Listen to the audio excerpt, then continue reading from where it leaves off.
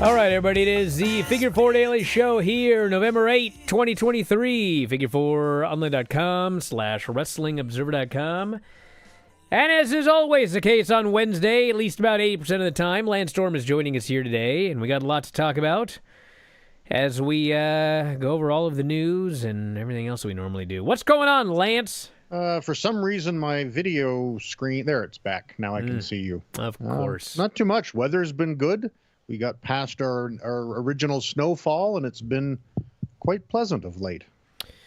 All righty. Well, we got a lot to get into here today, and a lot of it involves changes, Lance, not the least of which is the changes to the Tuesday Bryan and Vinny show with the death of the NWA-TNA reviews, which I'm sure you want to speak on, and your own show here, Lance. Mm-hmm. So why don't we start with what we already know, which is that we are not going to be doing NWA-TNA reviews going forward because the show fucking sucks.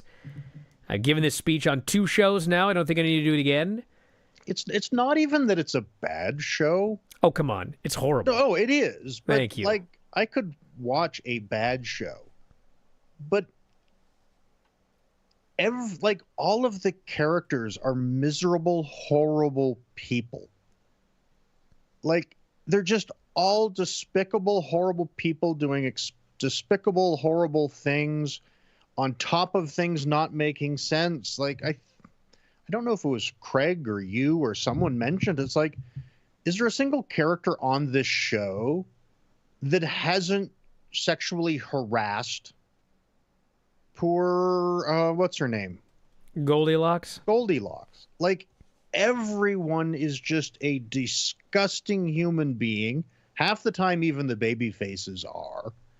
And the Bryan Lawler abusive boyfriend angle, it's just terrific. And I thought about it last night. And not only is it a shitty story where he's a physically and mentally abusive boyfriend, and she seems to maybe be a manipulative, horrible person too, maybe. X-Pac could also be a horrible, manipulative person who's, again, maybe he's sexually assaulting her, maybe he's not, we don't know. But on top of that, it's like, think about this. The company, as presented in this show, thinks it's perfectly all right to have this occur on their show. Like, could you imagine UFC, after the video came out of Dana slapping his wife, physically assaulting his wife, domestic violence, and then thinking, you know what? Let's bring Dana and his wife to all the shows so he can drag her down to ringside and abuse her in front of our fan base. Seems that's unlikely that would happen. But that's what NWA-TNA, the Asylum years, is. And it's again, I think it's probably an awful insight into the mind behind all these angles, but it's terrible. And the sad thing is there's some talented people and there's even some good matches on occasion. The main event last week was fantastic, but it's just, and like you guys, the C word use by Bryan Lawler was just no, I don't want to watch this. I don't like anyone on this show. I don't like anything going on in this show. And it's to me, and again, I have I'm accused of, and I don't know if accused is the right word, having a stronger moral compass than most. But there's many TV shows that people have raved about and gotten into that I couldn't, because I'm like, I don't like anybody in this show. Breaking Bad was one of them. I'm like, there's no good guys in this show. I don't want to watch it. It was a well-written show, but I'm like, I need somebody on the show that I like. And I'm like, I don't like anybody on this show. Even Jerry Lynn, who's one of my best friends in the business, who's one of the nicest guys you're going to meet. It's like, he at one point did something, inappropriate to Goldilocks. And even on this show, he's in the main event, challenging for the title he never lost, that he got fucked out of. And it's like, he decides to come down and be a dick and get involved and fuck around in, what's his face's match, Sonny Siaki's match. And it's like, I'm quite sure someone's like, oh yeah, but Sonny did this to him. It's like, but he's not mad enough to come down and hit him. He's just going to come down and stand there to screw him over. It's just like, even Jerry Lynn's a dick in this show. And it's like, if you could, I'd be curious if they had Speedball Mike Bailey back then, if they could make him unlikable too, because Mike Bailey's like the nicest human being on the planet, I think. Just a wretched, horrible show written by... Yes, thank God we never have to talk about it again. Yeah, although it creates, the issue of what does the Bryan and Vinny show do moving forward. And you had mentioned the best matches. Yes. And I am strongly opposed to this. This I got to hear. For many reasons. And one of which I think there is already way too much of a bias or an emphasis on this website of great matches, great matches. Dave rates matches. Dave says this is 5 stars. Dave says this match is great. That I think having a show dedicated to these are Dave's great matches is just continually to amplify the narrative that it's all about Dave thinking what's a great match or not.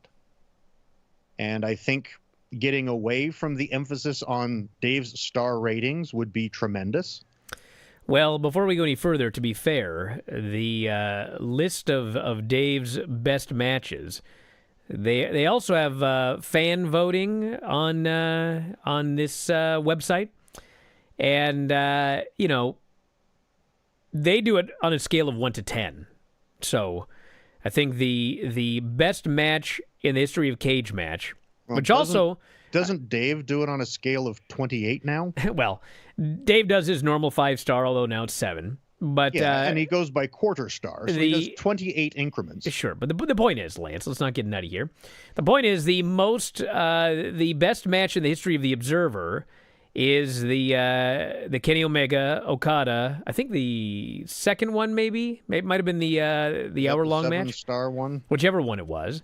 And the best match in the history of cage match is, in fact, the same match. So there's really not a lot of discrepancy. I mean, you can call it. I mean, the reason I chose Dave's best matches is because they actually sort that by the 80s, the 90s, the 2000s, the 2010s, whereas I think cage match probably has only been around for 15 years or whatever. But even outside of the whether they're Dave's or not, I still think, as let's call the Observer the leading influencer news opinion site in wrestling. I don't know if it is or not, but let's say it is. That the more we emphasize and talk about great matches, the more there's a generation of fans and wrestlers that think great matches is the point. Well, that's on them, brother. Too bad. But no, it's not, because they get the narrative from the site. And again, I'm not blaming the site, but I'm just saying, because this is, I texted you about it, and my brain just about exploded because, that's who I am.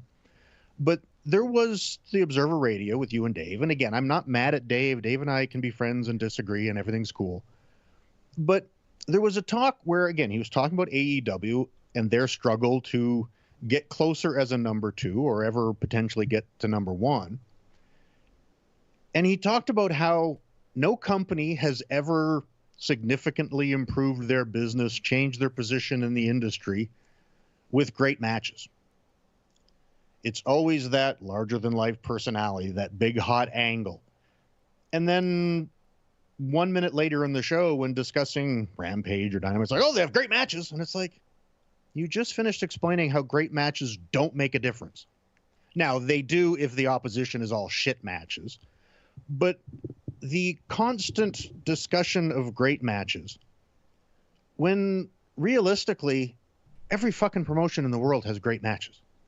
Yeah, that's why I want to review all of the great matches from all the different promotions around the world. Because at the end of the day, Lance, no one watches wrestling to watch bad matches, and no one really watches wrestling to get paid off in average matches. We all want matches to be good. But again, like if I go to the grocery store and I see Premier Magazine or whatever, I made that name up. They're going to have the top 100 movies of all time. These are the 100 greatest movies of all time. They're not selling the magazine on, hey, here are 100 average movies, Here's 100 bad movies. They might have that one, actually. But again, what makes matches truly great or matter are the angles and things surrounded by them. And that can certainly help, yeah. More than that, because that's what makes the difference.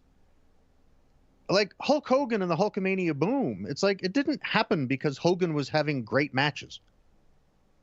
And when Steve Austin took off and WWE, came from the, death's door to the biggest thing it ever was, it wasn't based on great matches. That's where I think it would be advantageous if you were to go down that route. Pick great programs. You know what I mean? Hey, we'll go back and we'll watch the forming of the Mega Powers through the breaking up of the Mega Powers. We will watch and again, obviously you won't do this because you've reviewed Attitude Era to death, but the McMahon-Austin program, and show more about what the industry is actually about than just picking matches. This is a great match. Oh, okay, great. This is a great match. It's like, yes, it is. These are the greatest matches of all time in wrestling on a wrestling site. Yeah, but realistically otherwise, Lance, what you want is to review weekly television, which we've done 1,000 times. And then the problem is nobody can agree on what we watch. Do we watch NXT? Do we watch Superstars? Do we watch Clash of Champions? Even if you watch Clash of Champions, it's the same thing. You're watching a standalone great event, but you're not watching everything that led up to the standalone main event. So literally what we're at is only watching episodic television from one promotion. That's where we'd be at. But again, with the we're watching Raw this week, we're watching Dynamite this week. Again, we aren't, you are. Rampage and Collision and New Japan and all that. You're watching great matches every single week already. The discussion on this website, and I agree with it, has been endless with there's so much wrestling. There's always great matches on every show. So a Tuesday show dedicated to more great matches is just like, okay, great. It's like, yeah, but you know what I mean? We're looking at history here. We're looking at great matches of the 80s from WWF, great matches of the 80s from New Japan, great matches of the 80s from World Championship Wrestling, from CMLL, AAA in the 90s. You'll see some of the greatest stars of all time in some of their biggest matches. Where I would prefer, and again, it doesn't matter because I'm not a paying customer you have to keep happy, but I liked Sean's idea of potentially Ring of Honor. I thought going back and watching NXT from episode 1 would be fantastic because then you get the joy of it's an hour, but also too, the discussion, which I think would be really interesting, is watching those who were featured and those who weren't, and those that it's like, wow, I can't believe they let this guy slip through the cracks. Can you believe WWE made nothing of this guy? Or again, holy cow, you saw it here and look where they've developed now. Like, I think it would be far more interesting to, go back and watch Bo Dallas, Big E, those guys through it. And it's like, having the perspective not only is like, hey, this is an interesting show or good or bad and so forth and so on. And I think probably with early NXT, you will get both good and bad, which provides more variety in conversation, but also too, seeing a lot of the characters that, people either liked or disliked that ended up being big stars, and it would be fun to see. It's like, wow, this guy's rotten, but holy shit, he's really good today. It's amazing how far he's come. So I would find Ring of Honor or NXT far more interesting than just we're going to watch two great matches. And at one point you even mentioned doing a great match and a bad match, although you commented that you can only watch Sharmell and Jenna Maraska so many times. But I laughed because that was a bit Don Callis and I did on Killing the Town. We started doing Awesome and Awful, and I would find two matches of the same theme, whether it's, hey, we'll do tag matches this week, we'll do a women's match this week, we'll do a Japanese match this week. And I would find one that was awesome and then one that was wretchedly awful. And I remember the Japanese one we did like an early Dynamite Tiger Mask match. And then we did the Antonio Inoki versus the Great Antonio match. And I'm sure you've seen it, Brian. It is quite the spectacle, the Great Antonio match. Well, Lance, your opinion is duly noted. I'm going to take into account everyone's opinion. Although I will once again remind you that the most listened to Bryan Vinny show over the last 4 months was a show where we just reviewed two great matches. Well, out yes, of context. But I think that is also a contrast opinion, much like Nostalgia does a great rating once. When you're watching 17 of the worst shows in a row, and then you go, hey, we're going to do great classics, Nostalgia always does well the first time around. Well, sure, but I'm talking all of the shows. I'm talking AEW and NXT review on Thursday. I'm talking Collision. I'm talking WWE pay-per-views, AEW pay-per-views. But was that show did better than all of them. But was that also not on the heels of Bray Wyatt's death? You did a Wyatt Shield match. Well, sure, yeah, of course. I think that may have skewed the numbers. But I mean, you're somewhat. gonna get all sorts of crazy things if we go. And then through the all other the was best Flair matches. and Terry Funk on the heels of Terry Funk passing away. Yes. So I think probably the tribute to a very recent beloved figure and a legendary beloved figure probably skewed those results. Well, it may have skewed those results, but I'm just telling you what the results were, brother. So we'll take it into. A lot of people are they're going with the NXT idea, which I am not averse to at all. But we have to see what everybody wants, which unfortunately will not be one thing, but perhaps something eventually will stick out. And one other thing too, which will make it easier for you, Brian. At least if you pick a sequential show, those of us who watch it, say on the weekend to prepare for Tuesday because we don't have time on Tuesday or Monday, having people know a full week in advance, where if you do just great matches, you're going to have to let everybody know well in advance. And well, exactly. We would go through the lists on Cage Match in order, which means at the end of the show, I say, Vinny, what are the two matches next week? He throws out the two matches, and then away we go. So I will laugh my ass off. Well, he'll screw something up. No, but if 1 week the two great matches that time to review are 1 hour matches, I will. And you will have to watch. No, I will not have to do anything. I'll say we're doing one this week. We're not doing 2 hour-long matches.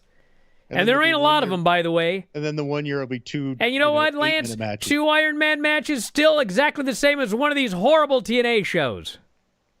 So there you go. Far less sexual abuse. Now your show. Yeah. What's your deal, Lance? Well, since Collision died in Canada, not as a show, but in Canada, it no longer. They stopped airing it up here when they weren't running the shows in Canada anymore. And since then, I've not talked about current wrestling at all, and starting to run out of things to talk about. So it's like, I need a discussion point or a topic, and I would love it if people on the board could chime in and someone who actually goes to the board could pursue them, because I'm looking for something that I can talk about. And obviously we're not going to find a new show, so Brian has to watch even more wrestling because that's just ridiculous. But I'm curious, again, whether we create a mailbag and let people put thought-provoking emails rather than just, what's your favorite match, together for discussion points, because I've realized that And I've always I would die laughing if we opened up to the mailbag and everyone wanted to ask you about great matches. Well, if it was, what do I consider a great match to be, or something that might be an interesting discussion at length. But oh, also too, just on that topic, I thought it funny. Not that I'm disputing that it was awesome, but Dave's declaration as fact, it seems, that Will Ospreay and Speedball Mike Bailey was the best match in Impact Wrestling history. And I'm like, has Dave watched 2% of Impact Wrestling in the last 2 years?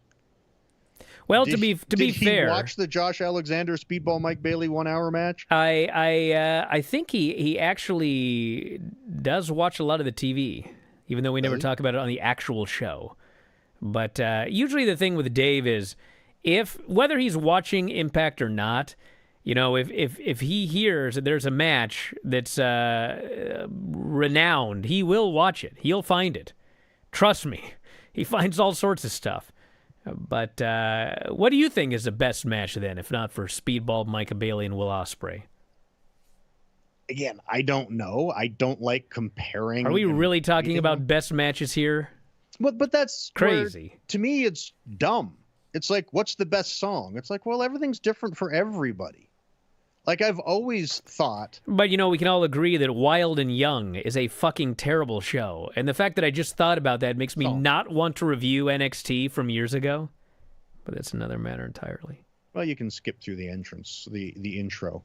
But actually, wasn't that was when NXT was the segments on SmackDown, and they were just a contestants. Yes, we got to figure out what the official beginning of NXT real is. Show that they did from Full Sail or whatever, which again, that was pre-network. I'm pretty sure. Actually, no, it was because at first the NXT show wasn't on the network, but it aired in Canada on our Sportsnet 360. Because I remember I did a guest training gig. God, I think it was FCW. No, it couldn't have been SCW. Must have been right at this. No, fuck, it might have been FCW. But I know NXT had started airing up here, and it wasn't readily available in the U.S. at all to watch. And I had offered to, because this was back when the NXT 4, Sasha, Bailey, Becky, and Charlotte were just starting to get TV time. And I had told them that, you know, I get it up here and I watch the show. If they'd be interested in match feedback, I'd be more than happy to email them each week and give them feedback on their matches. So I was doing that through the early days of the NXT television show. And it was super easy to watch because it was only 1 hour. And it'd be interesting. Well, you know, that's what I'm looking for. Is something easier to watch than this 2-hour NWA-TNA. Mm-hmm. Which was, but back to my dilemma. Terrible. Where I was going to get, it's like, I know that was years ago. It's like I've often wondered that if I never got into the business as a career, would I still be a fan and still watch? And I still don't have the answer to this, but I do find it interesting. And I made notes here that, you know, obviously you have it in the email, but they're notes for me. Like, I currently don't watch WWE or NXT or AEW. And it's an interesting journey that I went on to get here, because it wasn't just like I didn't like it, so I stopped. And I think this is probably how a lot of fans fall out of practice a show, because there's other shows non-wrestling involved that I've done the same thing with.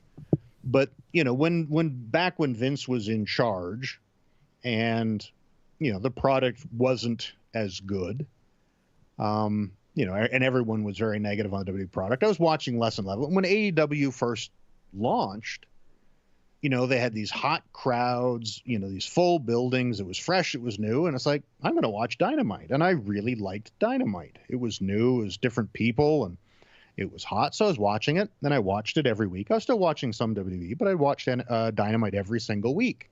And I've talked about it on the show throughout, you know, the course of time here. When they added Rampage, I started feeling like I was missing out because it didn't air in Canada. And it was also, too, I remember, and I talked about it here on the show, that with WB being 5 hours, I was just like, AEW, 2 hours, fucking great. I can just watch 2 hours. I get all of the content. I'm up to date. So when it became 2 nights, I'm like, less interested. And since I couldn't watch Rampage, that's when I started missing some of the Dynamite shows. And I found myself watching less wrestling. I'd still watch it often, but not every time. And then when Collision hit, there was a big, oh, fuck, now it's 5 hours too. I have a life, you know what I mean? I'm a 50-plus year-old guy. I've got dogs. I've got kids. I've got a wife. I've got a job. You know, I've got books I'd like to read. And I'm just like, it's too much. So that's when I, especially because of this show, timetable-wise, it was a pain in the ass to cover Dynamite because it's like the show's a week old by the time we get to it. So Dynamite felt like not as productive to watch. So I switched and I'm like, you know what? I'm just going to watch Collision because it was airing on TSN. And I liked Collision a lot. I liked the Saturday Night Main Event promo type gimmicks at the beginning of the show. And I liked CM Punk matches. Sans all the backstage drama, I liked the show a lot. So I'm like, all right, I'll watch Collision. And we talked about it. I was, discussing Collision on our show. And then TSN, the ignorant pricks, once Collision wasn't being taped in Canada, they stopped carrying it. If you pay more and subscribe to the app, you can stream it, but it's like, I don't want to pay $8 a month to watch Dynamite and another $8 a month to watch Collision. That, and I hate having to track down an app to watch a show. So it's like I stopped watching Collision. And then I realized after a course of time, and again, WWE, when it was getting much better, I started watching a little bit of it. And then they brought Vince back, and sort of as my own personal, no, I don't want to support him, I stopped watching WWE completely, which wasn't a big cutout, but I stopped it completely when Vince came back after the NDA scandals and shit. And then I found myself, since they stopped airing Collision, I'm like, other than Impact, which is my job, I do enjoy the show. It's a really good show, but it's actually last week's show was from the UK. I super enjoyed that because I didn't go on the UK tour. So it's like I didn't sit in the production meeting and discuss the show and then see it half live and half not when I'm at the building. And it's like by the time I get to watching it on television, I've already gone over it 4 times. So just sitting down with no advanced knowledge, watch the show is fucking great. But it's like, I watch Impact, and as we discussed, there's a lot of great matches. There's good characters, there's good storylines and stuff. Again, show's not perfect, but no show is. But it's like, other than my job, it's like, I don't watch any wrestling anymore. And I feel like for the sake of this show, we need something to talk about. I can only run down my career a little more. Again, if fans would like a mailbag, if they want to find topics of discussion, or if they would like me to look at and discuss a show, I'm open to the listeners, if you will. But I need something because I think we're going to run out of just retro stuff to talk about.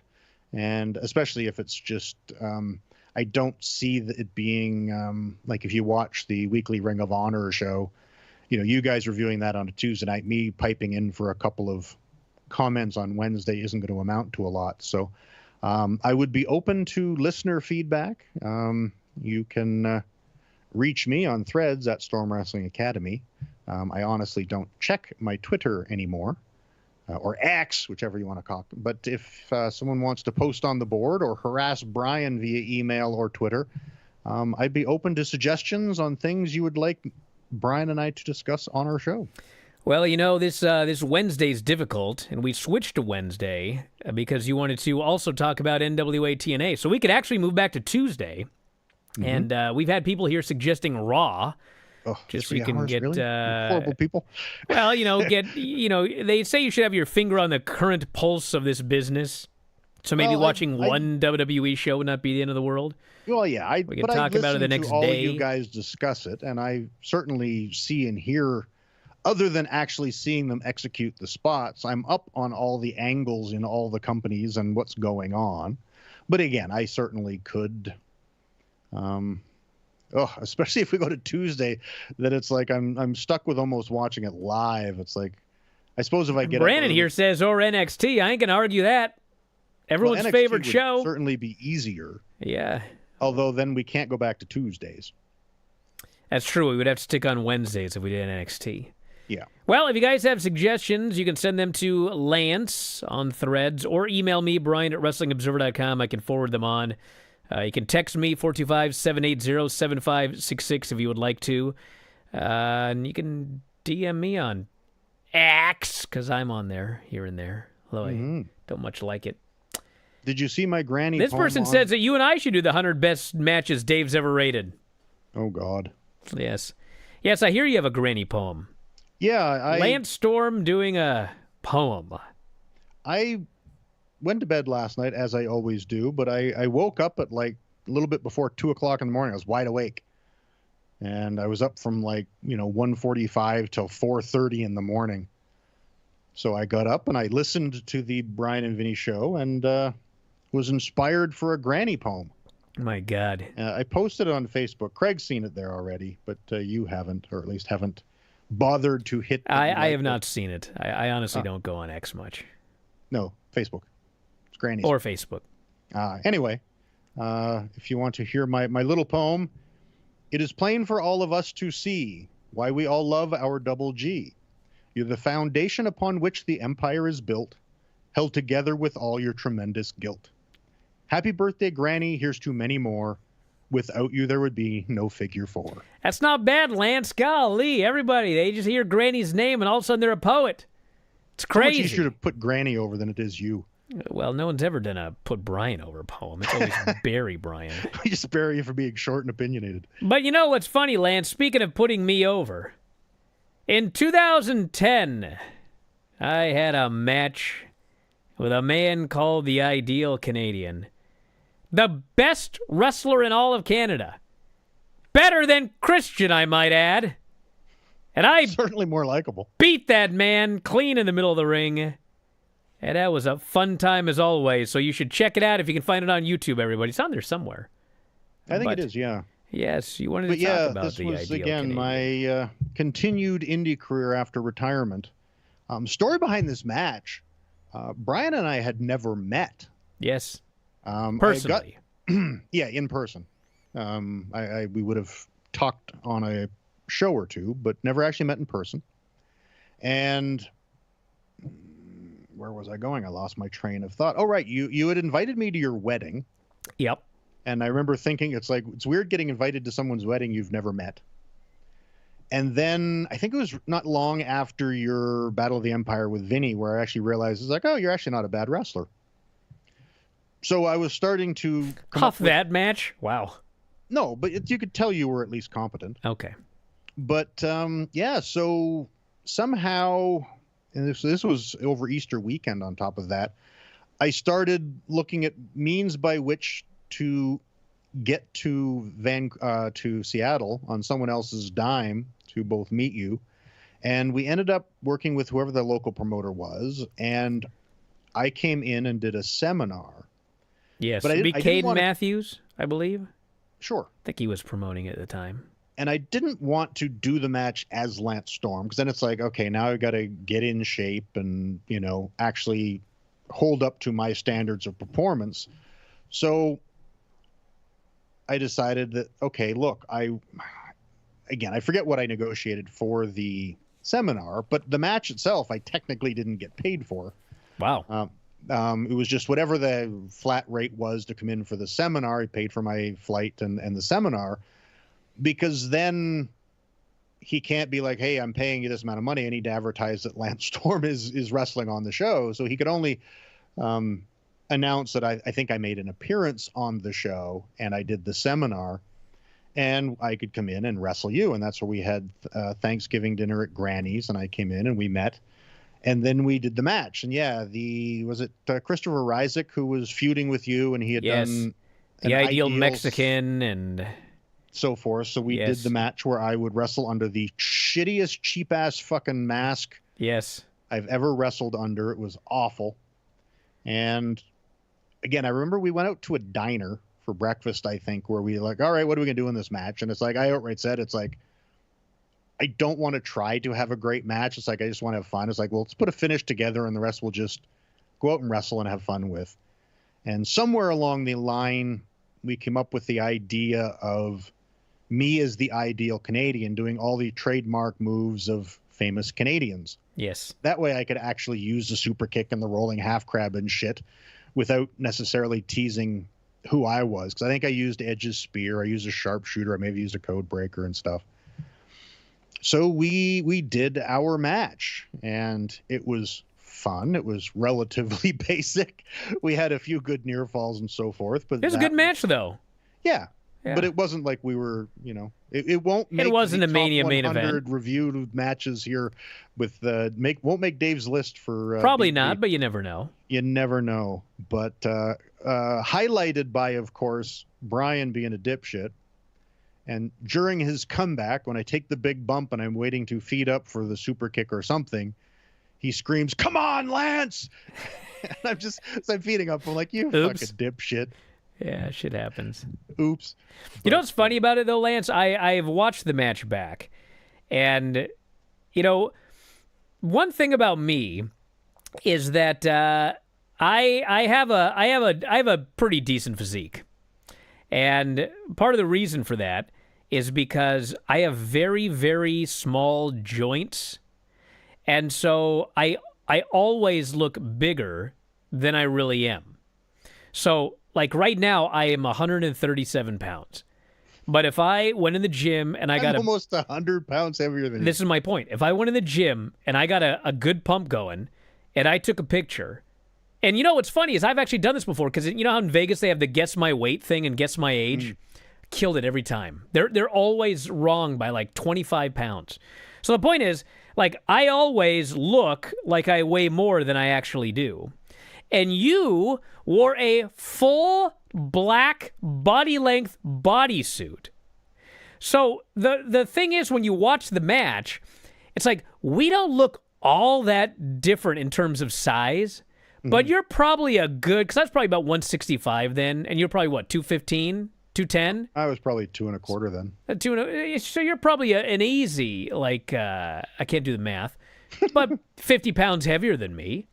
But, because of what I wore and what you wore, it didn't look as ridiculous as... Because we also have a picture of you and me in front of the Hart House.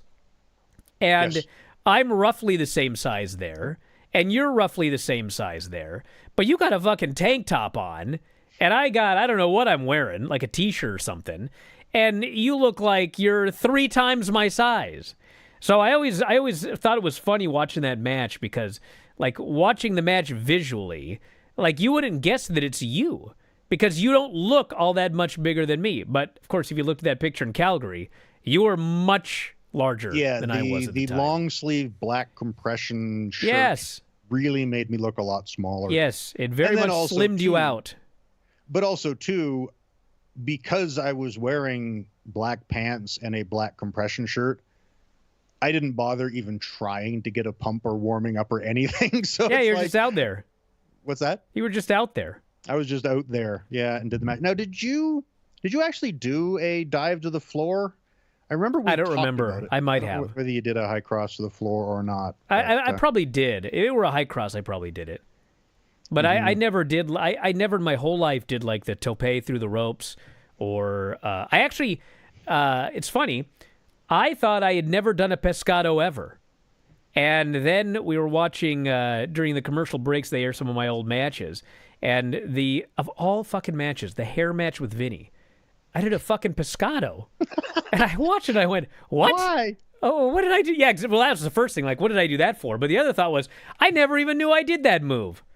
So, yeah. I like that... for the most part now, because that's one thing that I get a kick out of being a producer now, is hearing what guys today call moves and stuff.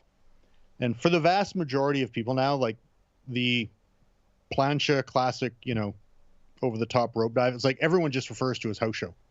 Yeah. It's like, I'll do the house show. I'll do the house show. And it's just like, that's all it is now. It's just... Even me, I wouldn't do that on a house show. Too much risk of death. Oh, God. So I did crazier things like, I'll do a high cross to the floor if there's 9 guys there. You know what? It was probably you and Ryzik. I probably did it on all of you in the Ideal Mexican. It might have been... I'll have to find the match and go back. But most likely I did it onto a pile. That's how I usually hated diving onto 2 people. Oh, not me. I always found that they always parted like the fucking Red Sea, and you'd end up diving onto their wrists. they'd each sort of step to the side and expect the other guy to do the work, and it's just like. But that was also because you were one big. Person I trust, and I'm good. Yeah, you were big though. I was little. It's like nobody was afraid to catch me. Well, they just all got right in there. When the vast majority of my career, I was the small guy, and I'm like diving onto like Glenn Jacobs or Mantar, big fucking guys, Bam Bam Bigelow. Sure, it's like much bigger people than me. Just give me one dude that knows how to catch. All righty. Well, we've also got you and Jerry against Breeze and Danny. A couple of other PWA matches from that 2010. Yeah, I did 2 other PWA matches because I was booking. Clearly none as good as ours, but... actually, the tag was quite good. But yeah, I was booking for PWA, the local promotion in Alberta. And occasionally, if the time was right, I would do a match for them. I remember the one, and it was, God, I'm trying to think. I think Breeze was getting close to, I don't know if he had signed with WWE yet. I don't think so. But it was right, I know it was right before we started World Hurt. So yeah, he would have, because this was one of the last matches he did before he went to WWE. But he was tagging with a guy, Danny Myers, and they were doing things. So Kurt's like, we're doing our big show. It's like, I'd love to get you on it. What can we do? So I managed to convince him to bring Jerry Lynn in. So we did an angle where Breeze and Danny, because I was booker, so I was at the show as the matchmaker, where they jumped me and beat me up, and then I brought Jerry in to do a tag. And it's a funny story. I remember we did the angle in Edmonton where Breeze jumped me, and he knocks me down, and he's, mounted punching me. And when he goes to reach down to grab my head for one of the punches, he accidentally poked me in the eye. Oops. And I never did that. But I'm laying there, and while, again, I can't see, he just poked me in the eye really bad, and he's punching the shit out of me. I'm just laying there thinking, we really undersell these in wrestling. It's like the amount of times you'll poke somebody in the eye and then send them to the ropes, and they come back, and I'm like, I can't see a fucking thing. That hurts so bad. But yeah, we did a tag match, and it was a lot of fun getting to work with Jerry again. And yeah, at that show, we started filming footage and stuff, preparing for the World of Hurt. If you remember when you guys reviewed World of Hurt, Breeze had originally agreed to do the show with me, and then he got the NXT deal, and he was still going to try to have them let him do it. And I'm just like, dude, this is what you're working for. Just go do that. We'll figure it out. And he's like, okay. And then the other match I did in 2010 was also because I was booker. And Oni Lorcan, who was Biff Busick at the time, he came to SWA and trained. He had been working. He just wanted a refresher and sort of take it to the next level. So he came up, and it was almost an annual thing for the September class that the last show of the year, I convinced Kurt to book an SWA Battle Royal, and I would put any of the students that were remotely decent from the September session on the show in a Battle Royal. And the year before, we did an angle where the winner ended up doing an angle and having a match with a previous student that was already high up on the card in PWA. But because I liked Oni and he was really good, I thought it might be fun to do something. So we did the SWA Battle Royal, and Oni won it. And then he grabbed the promo and started talking shit that, him having to wrestle his others, his other students, his classmates, if you will, was a waste. He knew he was the best, and I should have known he was the best, and started shit talking me.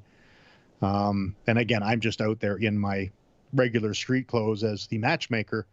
And he ended up, I don't know if he challenged me or it's like, I'm just like, dude, shut your mouth and get out of the fucking ring. And he wouldn't. So we ended up doing a 2 or 3 minute impromptu match. Just so I could say I had a match with him and did a little something with it, just a couple of spots into a super kick and a 1, 2, 3, and popped the house to end the year, and was a lot of fun. And I did a few impromptu matches because I was booker for PWA, most of which I did the job, but I beat poor Mr. Oni Lorcan. Poor Oni. Good dude, though. Yeah. Hell of a wrestler. Well, let's see what we got here. What time is it? Do we have time to do one more year? Sure, I can hit it quick. Let's do 2011. All right, 3 more PWA matches. One was a funny one in that Kurt had booked Bubba and Devon to come in and do their big show. I don't remember when it was, but I know it was a big show because they ran it at Nate up in Edmonton. And that was when Bubba and Devon, after they had accepted the booking, they did the split in TNA where the Dudleys broke up. And I guess they called Kurt and said, we kind of want to stay with our angle. We're not taking tag bookings anymore. Can we do something else? And I think they went back and forth. And they're like, well, what if we did a tag match where we each had a different partner? And that's where Kurt suggested well, what if Lance teamed with one of you and we'll find someone else to team?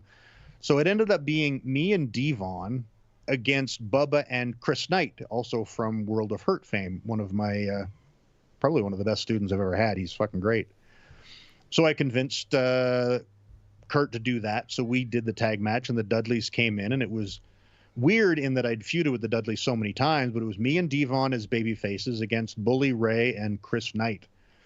And I remember Bubba ribbed Chris backstage. It was funny that, we're putting the match together, and Chris, wanted to take a backdrop or something. I think he wanted to take some big bumps. So it's like, hey, I'll take, a backdrop from Devon. And Bubba pulls him aside with why you got to be making me look bad and shit? You're going to be out here taking all these big bumps, fucking trying to steal the spotlight and make me look bad.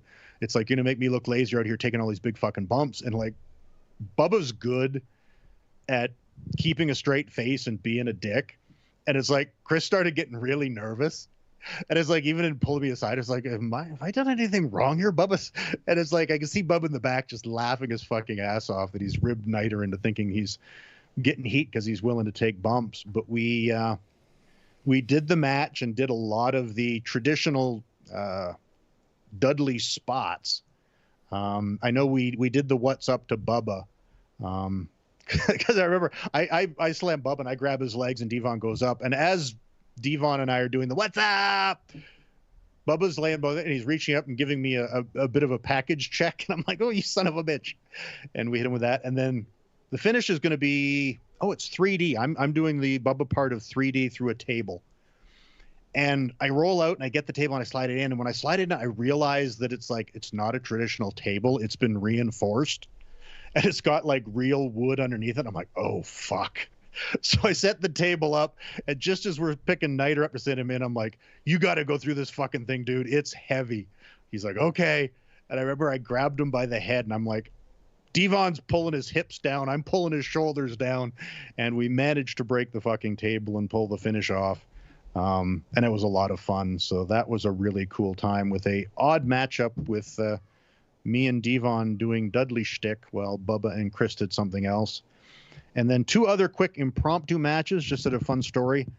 We brought Dreamer in for a weekend where we did the Edmonton show and the Calgary show. And I guest refed, I think, his match on the Edmonton show. And I booked a post-match angle to set up the Calgary show, figuring there are a few fans that will drive down and catch both shows. Let's do an angle and see if we can bring some more people to come down. So we did the match and then we did the angle. And when they challenged for tomorrow night in Calgary, the crowd started booing. I'm like, fuck. It's like, this was not my intent. I did not want these people thinking they're getting, mad at us because we are hyping a show for another city. So I'm like, fuck, what am I going to do?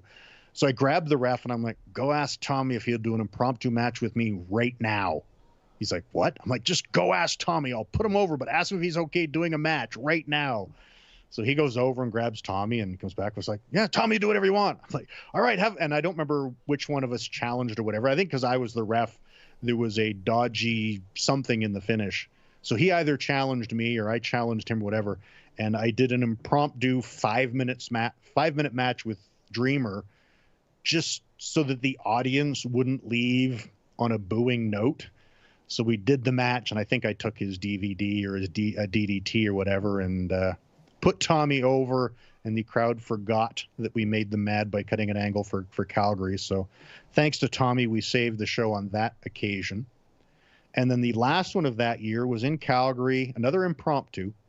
Now, granted, this one we knew we were going to do when the show happened.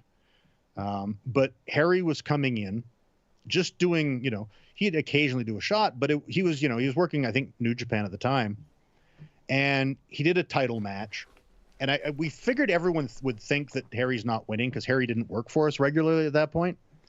And I think 2011, I don't know how close this was to the Summer of Punk, where, you know, he took the title and left the company, but close enough that it was on my mind.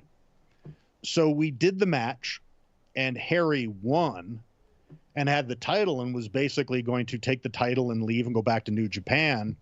And me, as the booker of PWA, I grabbed the house mic and said, "I can't let you do that, Harry." He's like, "What?" I'm like, "I can't let you leave with that title." And I don't remember the order and how exactly we worked it out, but basically "You're not leaving with that title, I'm going to stop you. It's me and you right now." And as I say that, I super kick him. And he goes down, and I dive on him and hook the cover and get the 1, 2, and then he kicks out, and the people bit. And then we did a couple more things, you know, to try to make them think that I'm going to steal the title back from him so he can't leave the territory with it. And then we ended up doing a spot into the Davey Boy Brett finish where he got to play the part of his father, and I played the part of Bret Hart, and he ended up pinning me and keeping the title, and he did take it with him, but he was booked to come back like in another month or so. So he came back and did the program, but I ended up doing a short 2 or 3 minute match with Harry that got a good reaction because telling him he can't leave with the title and then super kicking him and having the ref slide in. Boy, everybody bought it, and it was a lot of fun. Well, that's 2011, everybody. And is that it? No, there's more years to my career. I just didn't think we need to talk more about it. I see. Well, we certainly don't, Lance. I think What do you need to talk past the ideal Canadian, to be honest? But yeah, I think 2016 or 17 is my last. All right. But plugs? Yeah, let's do them. Impact Wrestling tomorrow night, 8 p.m. Eastern on Access TV, Fight Network in Canada. It is a great fucking show. I've seen it already. Main event is fantastic. Is this the Osprey match with... Nope, that's still to come. The main event is Alex Shelley versus Jonathan Gresham for the Impact World title. Yes, everyone, it's not TNA until January. Yes. Although it's getting pretty ambiguous at this point. But yes. The official rebrand of TNA is with Hard to Kill in Vegas at Palms. I think tickets are on sale now for the pay-per-view Hard to Kill at the Palms Casino in Las Vegas, and then we tape television the day after. So tickets are on sale for that. But yeah, Gresham and Shelley have a phenomenal frickin' main event match. It's a really good show. There's a lot of good wrestling on it. And then I think it's next week that the Will Ospreay Josh Alexander match, although again, I won't swear to that, but I'm pretty sure it is. I don't know the order of everything airing, but yes, that is still in the can, ready to come out. But fantastic wrestling on Impact Thursdays, Access TV, and Fight Network. There's also DAZN and YouTube membership you can have if you are in other locations and want to follow Impact Wrestling and experience the TNA relaunch in January. And also, too, if you are a podcast listener, Escaping Denver, which is the background I'm using on this show, drops weekly on Mondays. I'm a character on the show. I'm the archivist, and it's a really good show. Season 1 and 2 are there to binge. Season 3 is dropping now, and I just got a text from Brady this morning that it's currently number 4 in fiction podcasts in the U.S. and number 1 as far as sci-fi podcasts. Wow. So it's a popular show, and I think I mentioned last week there's several wrestling personalities playing characters on this show, so it's fun to see if you can pick them all. All right, well, Lance is here at this point. For now. Every Wednesday. This could change to Tuesday, which I think would be a lot easier. But we got a lot of things, so let us know. Let us know the thread on the board. Let us know your thoughts. Email Lance's, whatever that thing's called, my ex, Bryan at WrestlingObserver.com. Threads. Text us. Threads, yes. Threads. And we'll make some decisions here coming up. But I'm taking everything into consideration, everybody, and not making a rash decision. Although, I went in the thread, and a lot of people want these TNA reviews to continue. God. Oh, God. Anyway, we're out of here. We'll talk to you again after a while. Adios.